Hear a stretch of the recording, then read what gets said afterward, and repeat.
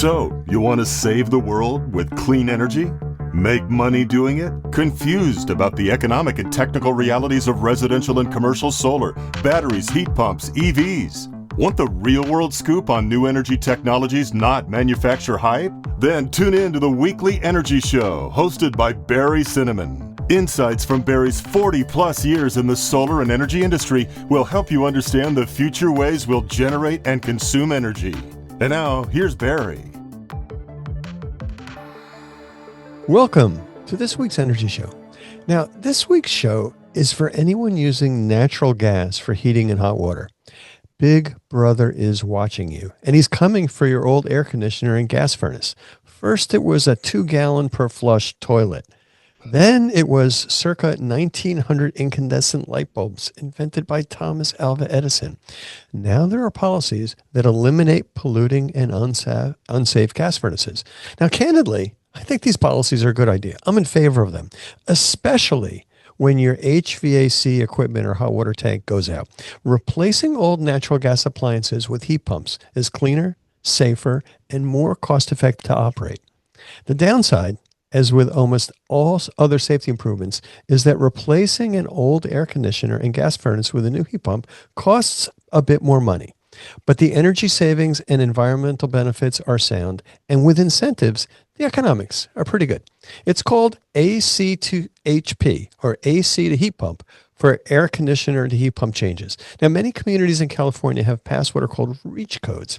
These REACH codes require a homeowner, when their residential central air conditioner is replaced, it stops working, it freezes, whatever, it's 25 years old, you must upgrade that condenser to a high efficiency heat pump rather than just putting in a new AC only unit.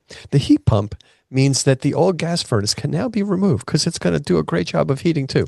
Now, this applies specifically here in Silicon Valley. That's why I did this podcast for communities including Los Gatos, Palo Alto, Menlo Park, Sunnyvale, Mountain View, Saratoga, Los Altos, and Los Altos Hills. More and more cities around California are going to start applying these REACH codes. And you got to remember, when these REACH codes were passed a year or two ago, the IRA rebates and local incentives made the economics pretty good. Now, there's still good local incentives. Here's a picture of them on the screen. However, when the one big beautiful bill was passed in 2025, these heat pump incentives for all intents and purposes eliminated.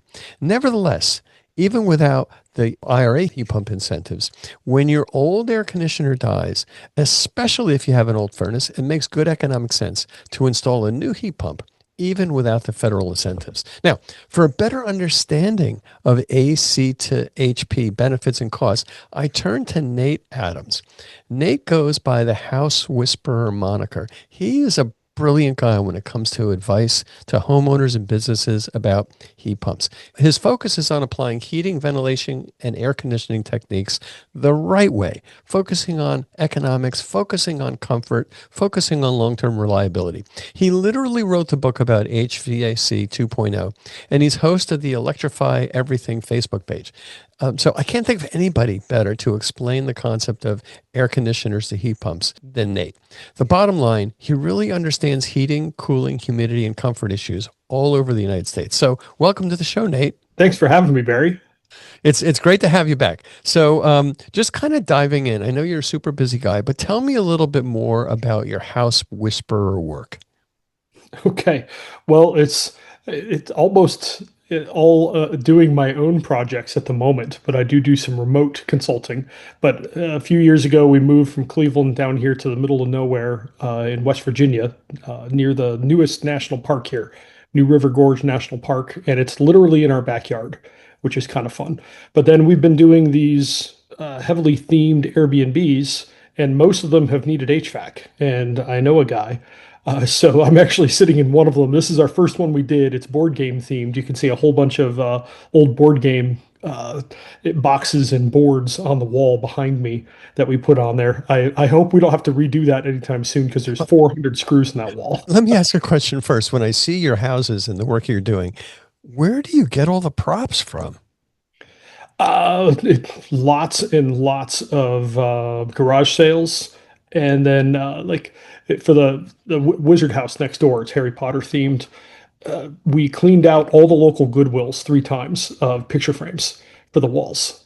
Wow. So we just kept going back and snagging a few more, and a few more would be donated, and we'd stop and we'd grab some more. And my in-laws still live up in Cleveland, so they love going to garage sales. So we give them a list of stuff at the beginning of season, and it's amazing if you're patient and you go to enough places, you can find basically anything you want. I have an address for you in North Caldwell, New Jersey, where my mom still lives, and there's a house full of really, really good stuff. And she was really, really good at going to garage sales, continuing to fill things up. And then she kind of said, "Well, I'm going to start selling this stuff." But a lot of good stuff in there. Anyway, it's around all over the world. It's fun. Yeah. But another fun piece about this particular house, I wrote an article a while ago that I thought that Airbnb should have an all electric category.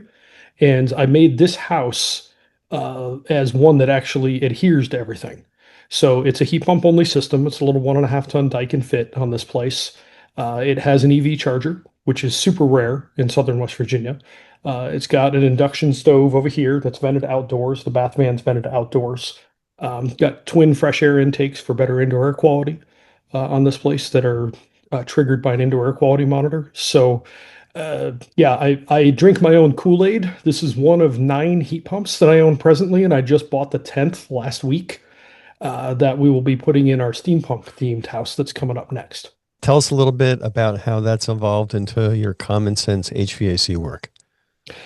So Common Sense HVAC is actually the consumer friendly version of what I started talking about all the way back in 19. So pre-COVID, we jokingly called it Badass HVAC. It's a big ass drop air source system is what it stands for. But it's just a pretty simple but still excellent version of HVAC that you can get most contractors to install well. So if you aim for perfection and require perfection, you are going to fail almost every time. But if you can uh, put together a specification for something that is relatively easy for most normal technicians to do well, and then it provides excellent results, that's what you want. And that's what Common Sense HVAC is. So it's a guide for homeowners to teach them what a good install looks like, including some pretty technical stuff like deep vacuum and brazing with nitrogen and duct pressure and a bunch of other things. But sadly, those best practices aren't particularly common in the HVAC industry. And a lot of it is because so many systems fail as an emergency. So it's just who can get here the fastest and hopefully the cheapest and just get me something back. Meanwhile, you just squandered a once in 15 or 20 year opportunity to make your house a much better place. And also, now that systems are more sensitive to install quality, the odds are it's going to fail a lot sooner than an Yeah. older one has. Yeah, no, I mean, now that I'm much more actively involved in our HVAC installations, I made sure that everybody has the right flaring tools so they don't need to do any brazing. And if they're doing brazing, they absolutely have to use nitrogen. And, as you probably know, Mitsubishi frowns on brazing. And so we're trying to follow everything really by the book, including $400 torque wrenches that they all need to make sure these things are all torqued down the right way. $400 for a torque wrench? That's what it was, Navic. That it's we want to make sure we're doing everything the right way. Now let's dig into AC to HP. What are the hardware differences between a heat pump unit and an air conditioner condenser? And that condenser is that round thing that used to make noise in your backyard, but now it's not making any noise because it's broken and you have to replace it. Plus, the new one, if you buy something that's inverter based, will be nearly silent anyway. Uh, but yeah, the difference between them is primarily so there's multiple pieces, but the biggest thing is something called a reversing valve, and that just lets the refrigerant go both ways. So, like fundamentally, when your house cools, you're not actually cooling the house. You're actually taking heat from inside and you're extracting it and booting it outdoors. That's what you're doing. And then a heat pump can do the same thing. It can extract heat from the cold outdoor air and then move it to the house and pump it into the inside of the house. So most air conditioners in the US, or that was true until last year, now heat pumps are actually outselling air conditioners. But most air conditioners only go one way. So they can only cool, they can't cool and heat. So in American parlance or jargon, a heat pump means what I call a two-way air conditioner, So a lot of people hear heat pump, they're like, oh, I'm going to lose my air conditioner. You're trying to take my air conditioner away. No, no, no. We are adding to it. The easiest way I think of it is it's like two cars that are exactly the same, but one has reverse gear and one does not. So that's kind of the easiest way to think of it. And that's really the main difference between them. And that is a $100 part at wholesale. And then you need a couple of other things, like you need a defrost board that senses when the outdoor unit's turning into a literal block of ice and tells it to run backwards for a few minutes, which is called defrost, and it melts it off again, and then it kicks back to heat mode. There's a few other pieces, but there's not a lot of other parts. It's somewhere between $100 and $200 in parts difference between an air conditioner and a same model heat pump. And that's is that the retail price, $100 or $200, or that's how much more it would cost the manufacturers to add those couple of parts in? That's manufacturing, and it might only be $100, but I mean, getting straight answers out of manufacturers is challenging on that sort of thing because no one wants to let anybody else see under the hood on that. And But and the parts cost change every couple of weeks. oh, good Lord, yeah. But the reversing valve, I can go right now and buy one for about $100. So that's wholesale level, as a contractor. Here in Silicon Valley, there's an issue where people are using that. Let's talk a little bit about what kind of system designs are easy with an AC to heat pump conversion, and what designs are difficult. Well, ironically, I would say that the easiest transition, this is more of a cold climate thing than a California thing, is moving to a hybrid, which is a furnace plus a heat pump. And the reason for that is heat pumps, they don't put out as warm of air. So they're going to run somewhere between 90 and maybe 105 or 110 degree output, where a furnace starts at 110 and will go to 130, 140 sometimes. So the furnace is actually moving more heat per cubic foot of air that's going through it. Uh, so if you are limited on your duct system, which is pretty common, you can have a furnace to cover you when it gets really cold out, but the heat pump on top of it will do the vast majority of the heating work, like 50, 60, 80, sometimes 90% of the year. So that's an option for a lot of homes. So if you are restricted, but that makes it so that a heat pump will basically work anywhere because you don't need to have it pushing so much air that it will break itself. Now, you can also run heat pump only systems, which is, from an engineering perspective, my favorite. Because having a furnace and a heat pump to me is just kind of redundant. Why do we have two fuels, two systems, all these other things? It kind of offends the engineer in me, even though the pragmatist in me is like, yeah, just if it makes you feel better, keep the furnace, make it a heat pump instead of an air conditioner, move on with life. But if you check how much pressure is inside your ductwork running at a certain flow, which at least some contractors can do, that is like the go, no go. It's like the blood pressure of your system. So if the blood pressure is too high, you need to give it salt pills and whatever other blood pressure remedies that it needs. But if it is in line for where you need, you can just change over. I think it's really important. It's a good comment about what makes sense throughout the United States. But it's interesting here in Silicon Valley and in most of California and actually most southern states, based on the capacity of a heat pump that's installed to replace an air conditioner condenser, you really never need a natural gas furnace, and you can kind of completely take that out. There's people that are even kind of turning off their gas bill. They don't even have to pay a standby charge on that. So it's more elegant.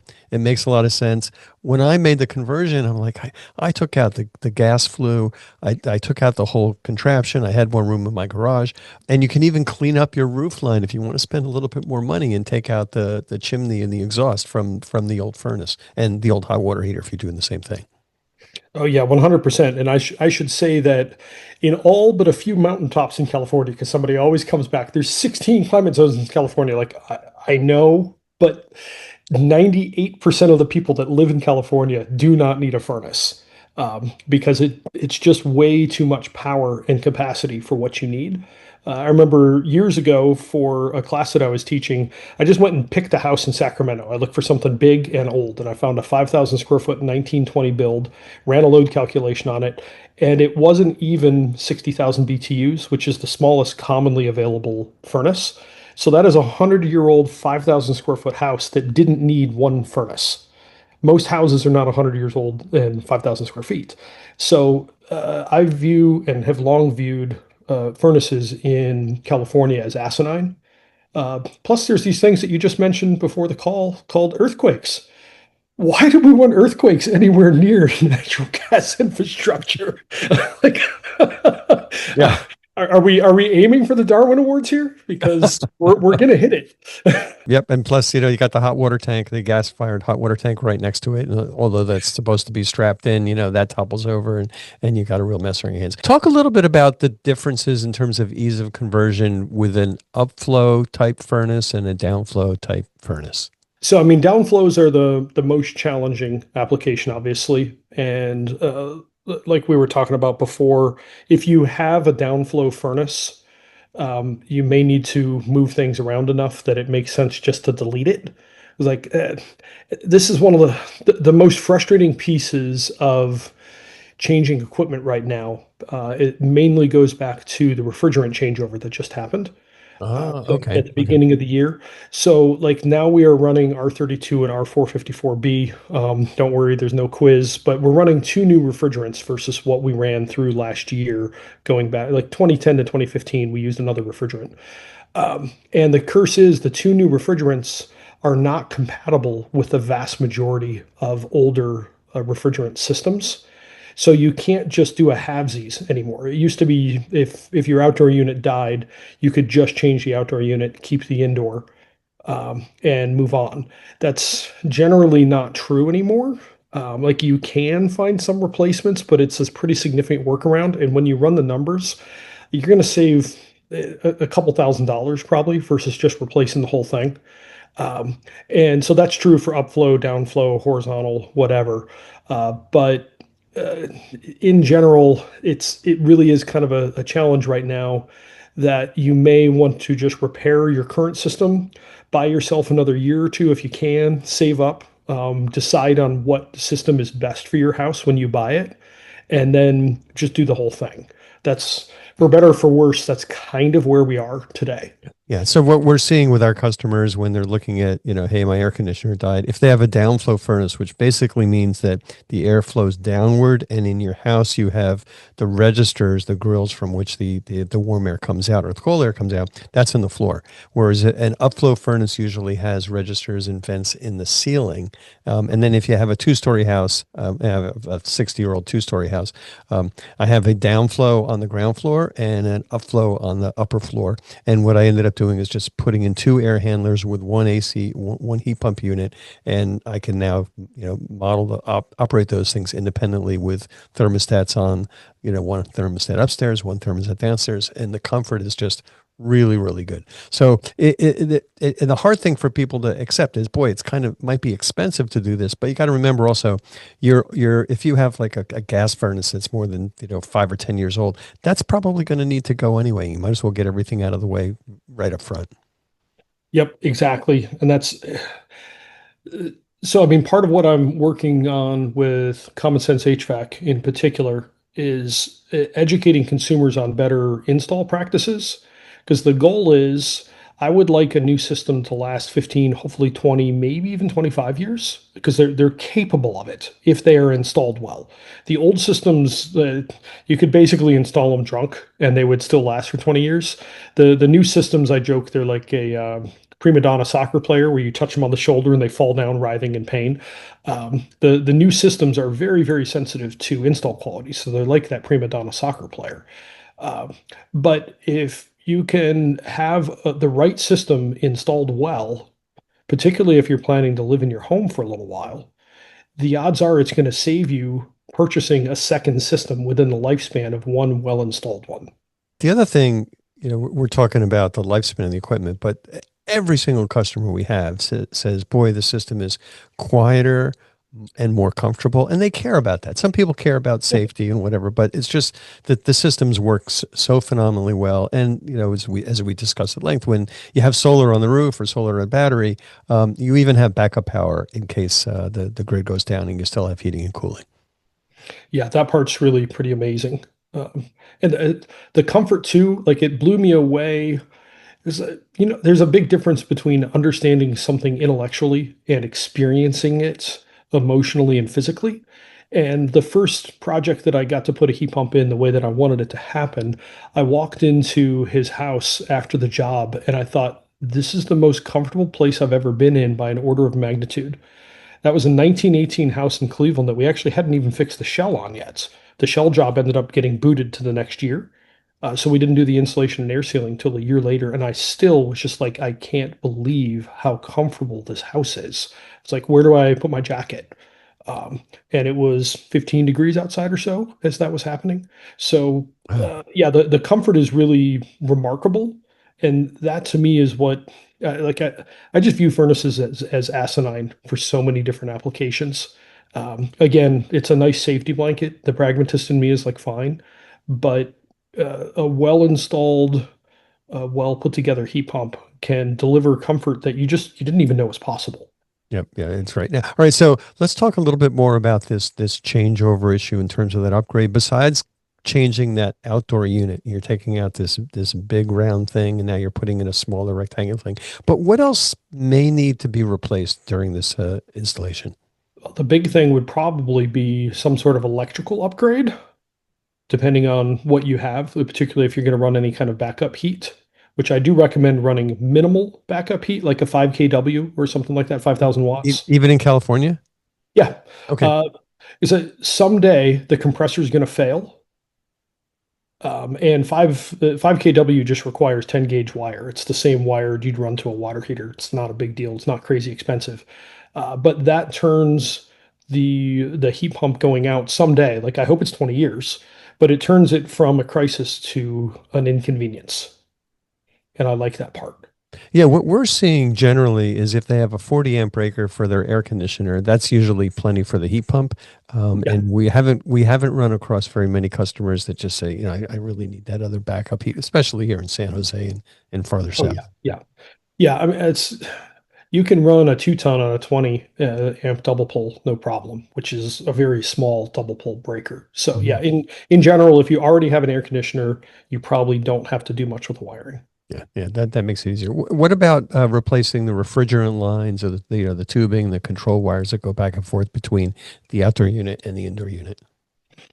Generally, those stay in place, but the big question mark will be if, like, say you have an old furnace system that only has two wires, you're going to need more wires. So you're going to have to pull a new wire that has, 6 or 8 or 12 wires in it to go from the thermostat down to the indoor unit, and then from the indoor to the outdoor. Or I guess in the case of mini splits, oftentimes it'll go from the thermostat outdoors, and then uh, the outdoor unit actually controls the indoor. Okay. All right. Good. Good. All right. Well, let's talk a little bit about some of the design issues. How do you know what size heat pump system to put in? Yeah, I mean, California, I don't know how many houses ever need more than a 3 ton heat pump at the end of the day. I really don't. Um, and a two is going to do the vast majority of houses. It's kind of like if you put a gun to my head, I'm going to do a 3 ton heat pump on top of a 60,000 BTU furnace, and that'll work in like 80 or 90% of US homes. Is it perfect? No. Is it always the right choice? No. Will it work? Almost certainly. So for California, it's a 2 or 3 ton. But so the traditional answer to sizing is a tool called Manual J, which is put out by ACA, so Air Conditioning Contractors Association. Um, and I have a love-hate relationship with that program because I find it to be far too conservative, so its size is too large in general. So I like to size with past energy use, as we've discussed, but that is also kind of a risky thing to do in the Bay Area because you may just run a space heater for the couple of times that you're uncomfortable. So that sizing with past energy use has weaknesses, and your mild climates are going to show most of those weaknesses. So in general, you're just going to size to the cooling load, and the cooling load is calculated by looking at what temperature your climate is in 99% of the year. And so you're sizing for, it's the 1% that you're sizing for, but you're trying to size at 99% of what the maximum temperature is in your climate. And the Bay Area, what is it, 80, 85, something like that? Regardless, like the Bay Area is tailor made for heat pumps. It doesn't get particularly cold and it doesn't get particularly hot. That is a really magical climate. The whole West Coast is really, really well suited to heat pumps in general. But I cut my teeth doing this in Cleveland without programs, like no government money, no anything, just kind of hanging it out in the wind and hoping that it worked. And they work just fine with a little bit of planning in the Cleveland area. We're finding that 40 amp breaker, you just put in a 3 or 4 ton heat pump, and we're matching what they had before in terms of cooling capacity, which generally provides more heating capacity than they had before. And then, people are happy. Yeah. The thing just works. It works quietly. The big disadvantage without that backup heat is it might take a little bit longer to heat up the house on a really cold day, but you'll definitely get there.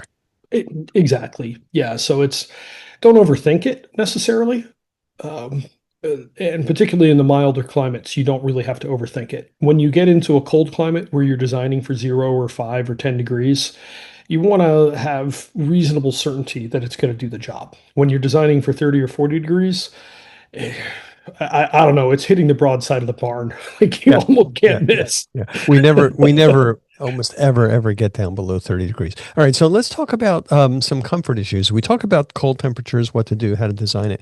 Let's talk about humidity. Now, I no longer am familiar with humidity because we have almost none of it here in the Bay Area, but throughout a lot of the rest of the country, especially in the South and Florida, even on the East Coast, you get a lot of humidity, and that changes the way the heat pump's going to operate. So tell us a little bit about that. Sure. So yeah, about 75% of US population is in a humid climate. Um, Basically, it's the 100th degree. I can't think, is it latitude? No, it's longitude, going north and south. And so humidity makes things really challenging because if you want a really efficient system, you want to run the coil as close to indoor temperature as possible. So the coil, that's shaped like a letter A. It's like a radiator inside your house that gets folded into a letter A. And the closer to indoor temperature you run that, the more efficient it is. But the problem is if you want to dehumidify, you need to run that as cold as you possibly can, like ride the edge of freezing. But that hurts your efficiency quite a bit. And because like SEER ratings, seasonal energy efficiency ratio, those are done on how much cooling can be done with a unit of energy. So if you ignore dehumidification, it makes the numbers look better. But I joke it's like having 2 piles of poop in the barn and you scoop one of them, but you leave the other. The work still needs to get done. So when you are in a humid climate, you need a system that can run a cold coil and actually dehumidify well. But that does come with efficiency penalties, but that's okay. It's work that needs to get done. Um, and so it makes designing systems on the eastern side of the country a lot more difficult because, well, and particularly if you are trying to do a heat pump only system and expecting the heat pump to carry most of the heating load, now it's size too big and the systems need to run for a while before they actually get cold enough to dehumidify. So, like in the South, there's a number of lawsuits right now for new builds where heat pumps are being put in, but they're single stage basic heat pumps that are sized for heating, and they're not dehumidifying the homes that they're in, and the homes are starting to mold and rot. So when you dehumidify, are you kind of running at a lower airflow? So, but that very cold coil. So what happens is if you run the normal airflow rate, you're going to cool that house down very quickly, but it's not going to dehumidify. So you'll have cold, soggy air. But in order to dehumidify, you want to be running the fan more slowly over a very cold coil, and that's going to gradually take the humidity out. That's exactly it. Yep, well explained. And then the second piece of it is ideally you want that compressor and the airflow to be as low as it possibly can be. You want to trickle the air into the house because then it will run longer. And the longer it can run with that cold coil, the better it will dehumidify.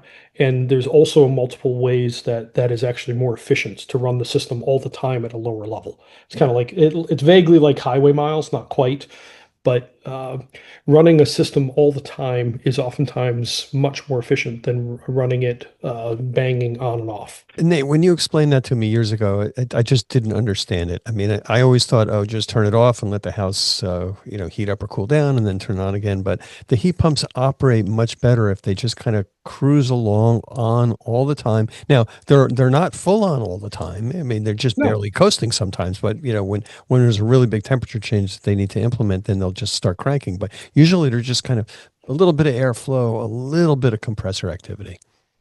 exactly. And they're so much quieter that way. Like this house, actually, in particular, I did an experiment. I hadn't done it before. I've never run flex before. Cleveland is all hard duct, metal duct. Um, but I decided to do metal trunk and then all flex duct on this for the branches going to the rooms. I cannot hear this system running ever.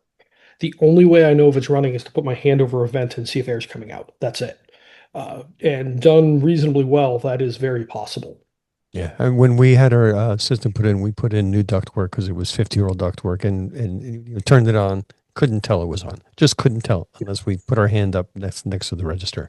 Well, we talked about design issues, comfort issues. We want to do everything the right way, but bottom line for most customers really is the cost. How much is this going to cost? Why is it so much money? So just give us a little bit of insight into national ranges for what you think these changes should take. I know there's just a ton of variations, and then also you've got very high costs for everything out here in California compared to say other parts of the country. But just give people an idea of what they should be looking at for these AC to heat pump conversions.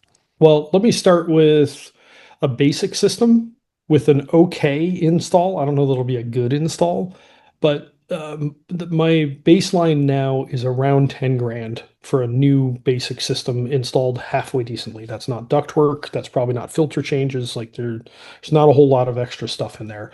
Maybe 12 grand. And like you said, it varies drastically. So like I live in a low income area, so I can just find a guy to put something in, and you can do that almost anywhere in the country. But good luck with the warranty because I'm probably not going to be in business when you need them. Uh, but so if we view 10 grand, maybe 12 as the bottom end, you can get a pretty decent system oftentimes in the 15 to $20,000 range. So you can upgrade the system. You can make sure that the pressure inside the ductwork is reasonable, so it's quiet and the system lasts longer. You can run a better filter, which makes it quieter, but also takes the garbage out of the air. That'll actually work quite well with wildfire if you run MERV 13 or higher filters. Um, and so 15 to 20, like I see a lot of quotes in like the 20, 22, 24 range. Like that seems to be where a lot of things kind of pool between, let's say between 18 and 22. But if you need a bunch of other changes, it might be close to 30. So my general range is between 15 and 30,000. I'm sorry it's so wide, but there are so many different pieces of the puzzle and markets and what's the install look like? Um, what product are we using? There's just a whole lot of things involved in that. That's really helpful. All right, so we got this big cost range. Um, the IRA incentives used to be up to $8,000 for replacing an HVAC system. I mean, what happened with the IRA incentives? And I know were working really hard on those. And then kind of where does that leave people as far as trying to find some incentives that would help offset these costs? Let me take one other step back here. So if you're going to move from like the cost difference between the same model air conditioner and heat pump. So think of it like two Toyota Camrys, one with reverse, one without, but they both have leather in the sunroof, otherwise they're identical cars. Um, Installed cost difference is likely between $1,000 and $3,000. The important thing to note there is you may only use your air conditioner for 4 or 6 months a year. The heat pump can run all 12. So the way that I look at it is you're paying 7/8 as much, give or take, to get half the work out of the machine. Isn't it better to pay that extra eighth and get double the work out of it? So to me, like if you buy a one-way air conditioner, you're getting gypped. Um, uh, I don't know. So you're getting screwed, however you want to put it. But like I find one-way air conditioners to be intellectually stupid. Yeah. Like it's just like it isn't that much more to get so much more duty out of them. And then now that we are seeing a lot of these inverter-based systems coming out, they aren't necessarily even that much more expensive. Like I've got a Daikin Fit in this house. It's like $500 to $1,000 more wholesale to go from a basic single stage equipment to a pretty nice communicating system. And there's some other manufacturers coming out with kind of similar products. But in general, I'm surprised that you can buy inverter-based systems for similar costs, like within 500 bucks, maybe 2 grand difference wholesale. Like, so that's what the contractor would buy it for, to go from a basic system to a pretty nice one. And why wouldn't you do that?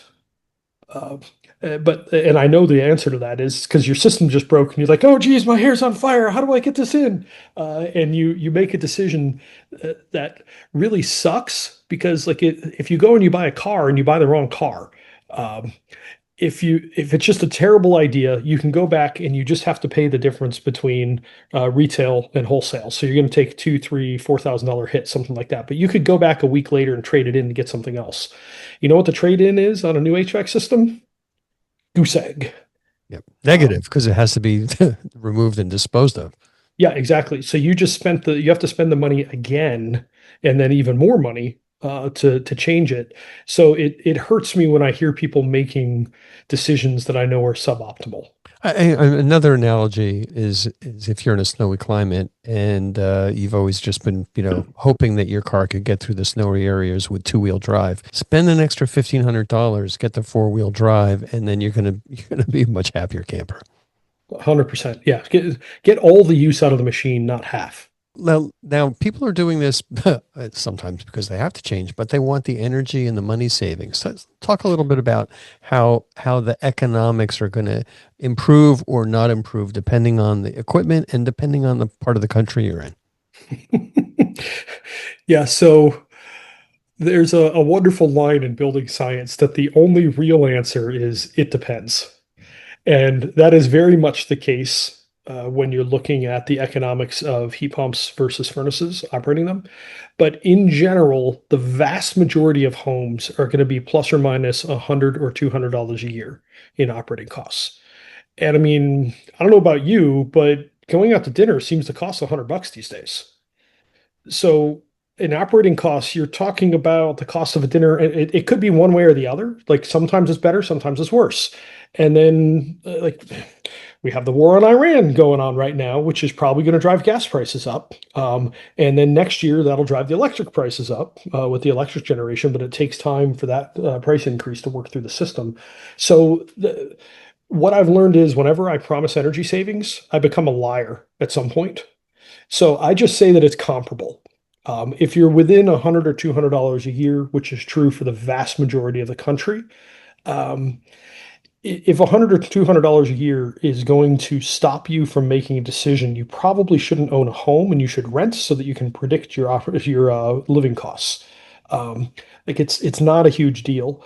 Now, if you have an expensive heating fuel, so if you have propane or oil or electric resistance as your current fuel, that can actually save you a nice chunk of change with a heat pump. In fact, my stepdad is in the Ohio House, and we'll just say that he is not of left political leaning.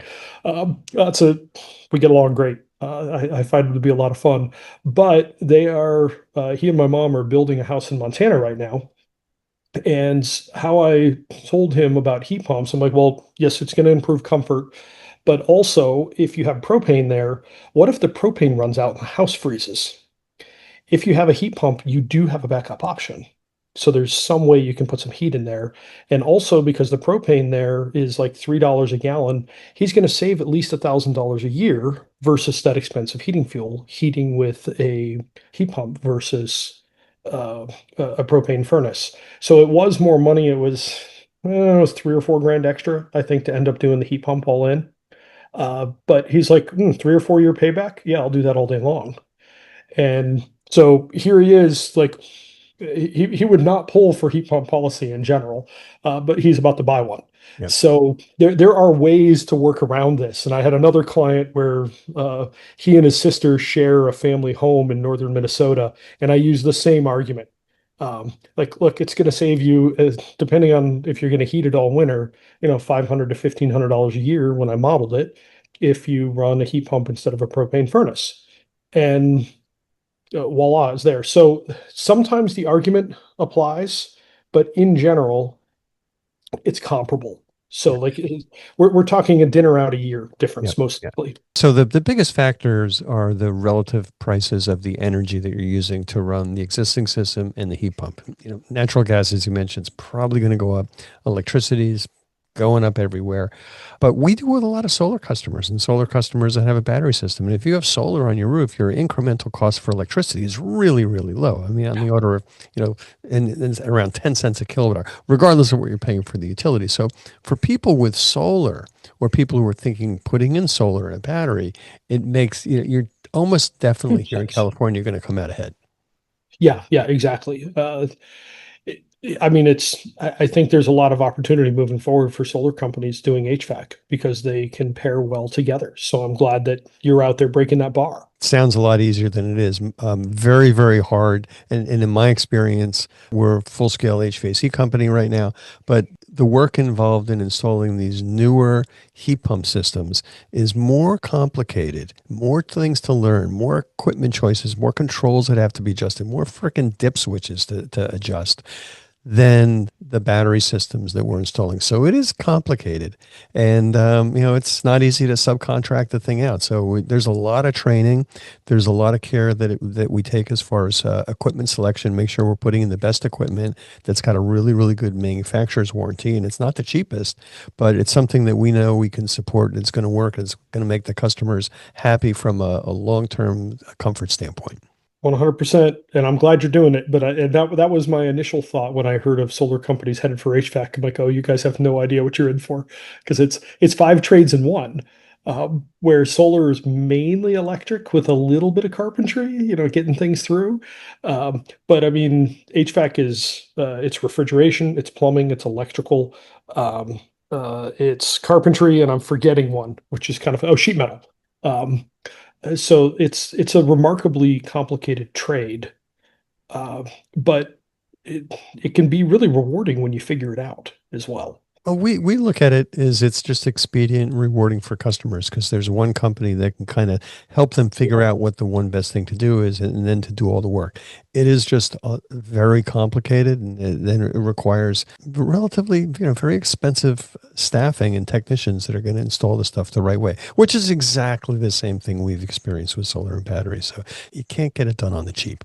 All right. What kind of general advice do you have for people that are kind of going through this process of, oh, my air conditioner broke. What do I do now? Here in Silicon Valley, because that's where we've got those reach codes. Boy, if you know that the system change is coming, start doing your homework as best you can. Like not to self-promote, but I'll have Common Sense HVAC out in June.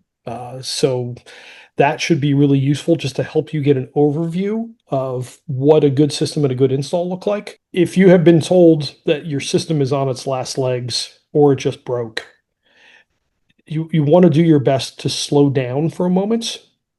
Do whatever you can to soothe yourself. Like one of the easiest things you can do is if it's wintertime, go buy a couple of space heaters. If it's summertime, go buy an air conditioner, a window air conditioner or two, and put it in so you buy yourself some time. And then it doesn't, just adding a couple of days to it and not having a gun to your head is really, really helpful. One other thing I want to throw out too, the whole AC to heat pump idea, you know where that came from, right? Didn't it come from you? Yeah, that was a tweet storm in like January of 21. So it had been in my head for years. I just didn't know how to get it out. So if your contractor has told you that your system is on its last legs, and it's going to be time in the next couple of months or maybe a couple of years to replace your system, or worse, it's broken and you're looking at an expensive repair, many thousands of dollars on an older piece of equipment. The best thing that I can recommend is to not panic because you are going to make a bad decision if you panic. That is what comes from panic decisions. So buy yourself some time, particularly in the Bay Area. If you need air conditioning, go buy a window air conditioner or maybe two of them. And if you need heat, go buy a space heater or two or three and keep yourself warm and buy yourself a couple days to do a little bit of homework, maybe get an extra bid or two, but just try to wrap your head around it and decide what is the best path for you moving forward. Are you okay with a basic system? Are you going to be moving in the next couple of years? Maybe you don't want to invest heavily. But it's important to think on what the best system is for you at this moment and not make a panic decision. That makes sense. All right. How can people get in touch with you? I'm pretty easy. So Nate at n+r.com, or that's my email, or take a look at natethehousewhisperer.com. And you can find a ton of free resources there and a few that are paid. Because, yeah, I would like to make a living on this.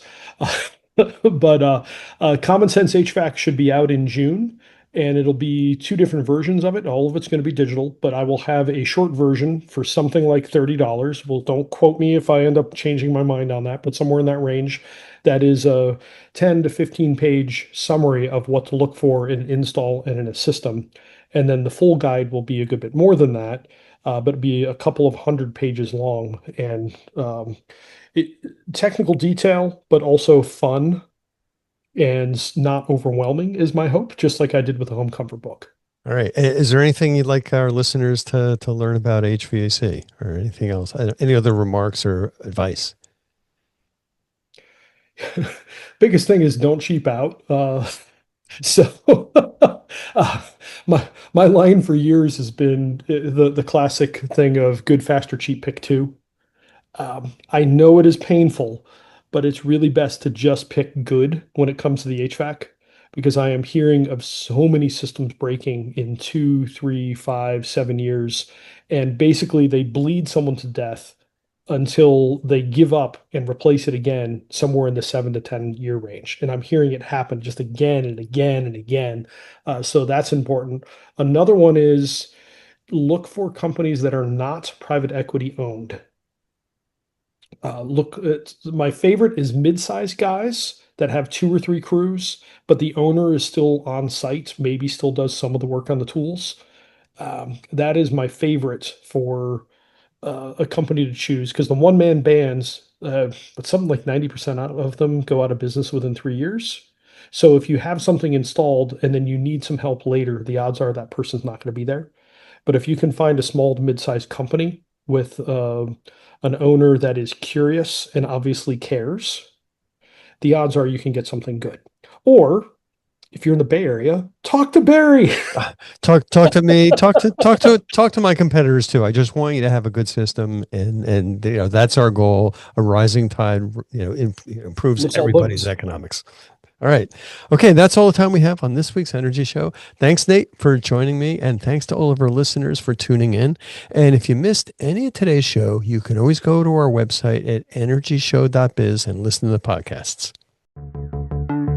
Thanks for tuning in to this week's Energy Show.